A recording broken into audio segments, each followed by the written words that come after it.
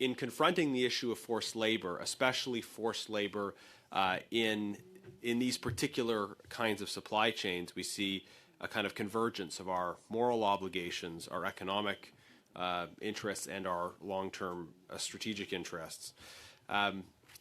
Mr. Thurchin, it's good to see you. I wonder if you can share your thoughts on this issue of how, in some sectors, kind of overlapping with forced labor, we see these efforts at domination of certain supply chains and therefore creating structures of strategic dependency for us here in the free world.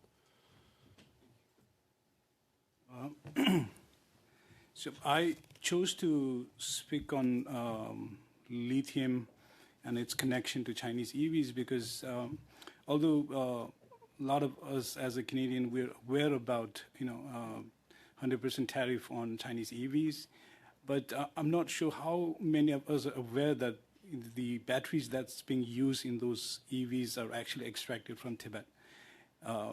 More than 85% of those lithiums are extracted from Tibet, which has record of strong human rights violations. So Adrian Zanes, who wrote the reports on forced labor in East Turkestan, wrote a report about forced labor in Tibet in 2021 for the Jamestown Foundation.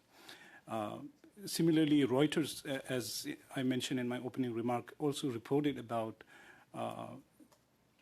mass training which included political indoctrination, and after about 6 weeks of training, those Tibetans were transferred to southern Tibet, closer toward India's border, and they were put into factories, construction sites, and we're not sure whether they were consulted or compensated during this transfer from the training to the those working sites, and hence the UN Special Rapporteur used the term the possibility of forced labor.